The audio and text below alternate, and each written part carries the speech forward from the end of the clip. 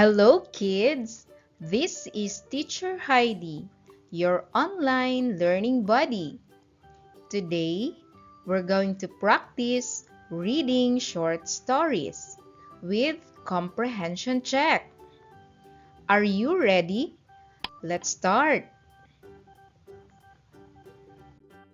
The Ant and the Lost Butterfly. One sunny morning, a young butterfly got lost in a big garden. She flew from flower to flower, but could not find her way home. Soon, she grew tired and scared. Then she saw a small ant carrying food. The ant noticed the butterfly and kindly asked what was wrong. The butterfly explained that she was lost. Even though the ant was busy, he patiently listened and offered help. He told her to follow him to a tall hill where she could see far. Slowly, they climbed the hill together. It took time, and the butterfly wanted to give up. The ant encouraged her to keep going. At the top, the butterfly finally saw her home. She thanked the ant for his kindness and patience. From that day on, she always helped others too. Moral of the story: kindness and patience can help others find their way. And now, it's your turn to read, children.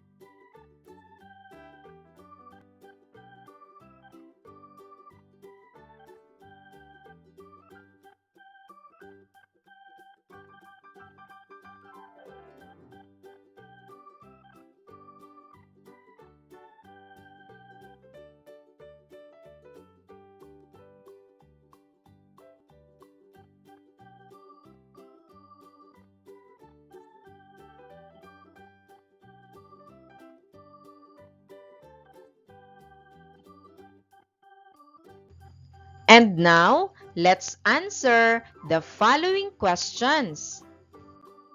Question number 1. Why was the butterfly scared? A. She was hungry. B. She was tired. C. She was lost. What is the correct answer?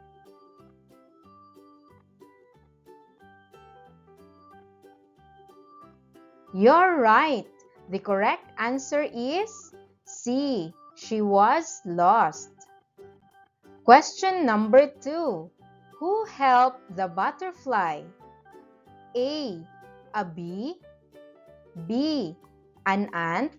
C. A bird. What is the correct answer?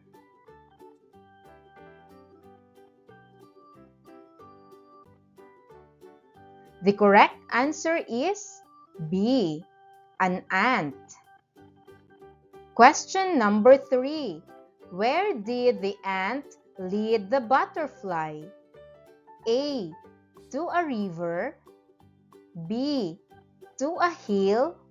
C. To a tree. What is the correct answer?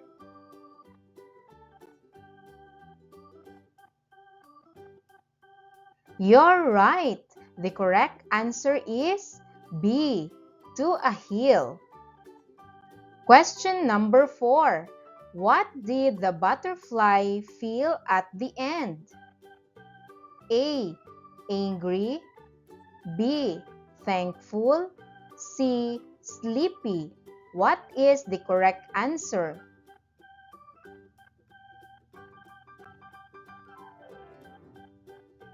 You're right. The correct answer is B.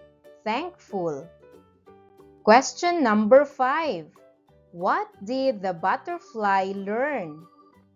A. To help others. B. To fly faster. C. To hide. What is the correct answer?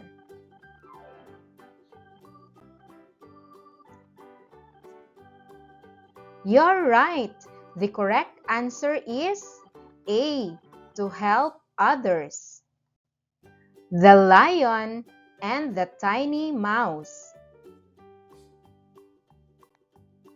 A lion once caught a tiny mouse in his paw.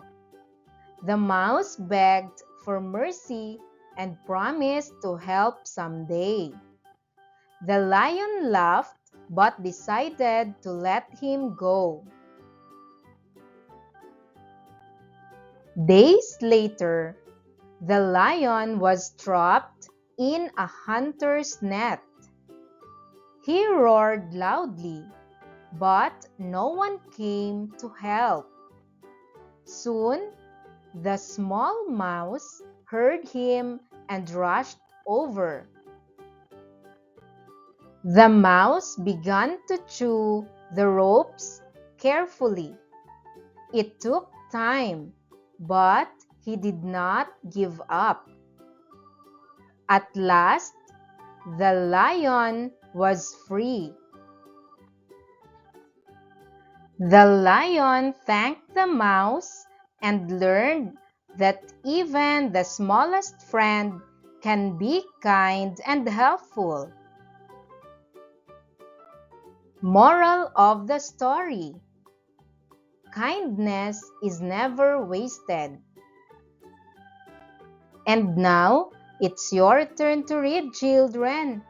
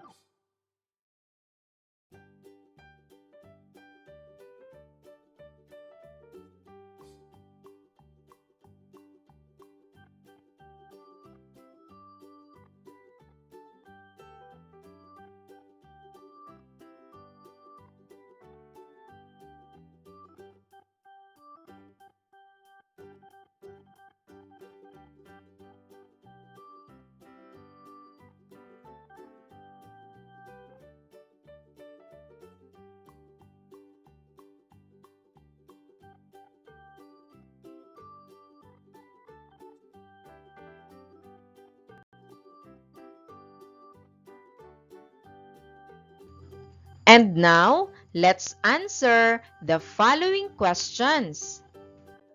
Question number 1. Why did the lion let the mouse go? A. He felt kind. B. He was tired. C. He was scared. What is the correct answer?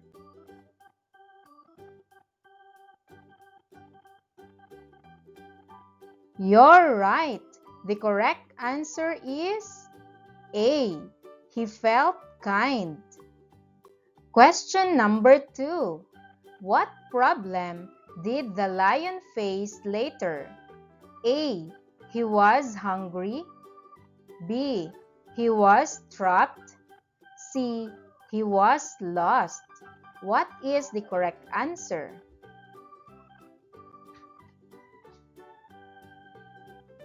The correct answer is B. He was trapped.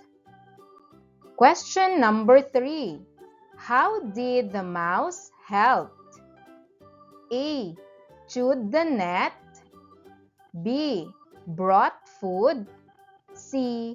Called others. What is the correct answer?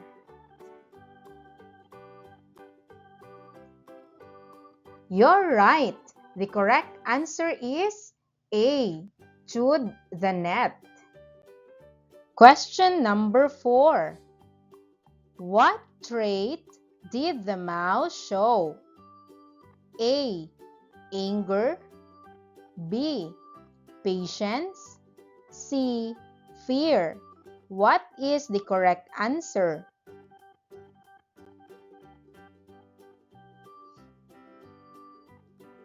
You're right. The correct answer is B. Patience. Question number 5. What did the lion learn? A. To hunt better. B. To sleep more. C. To be kind. What is the correct answer?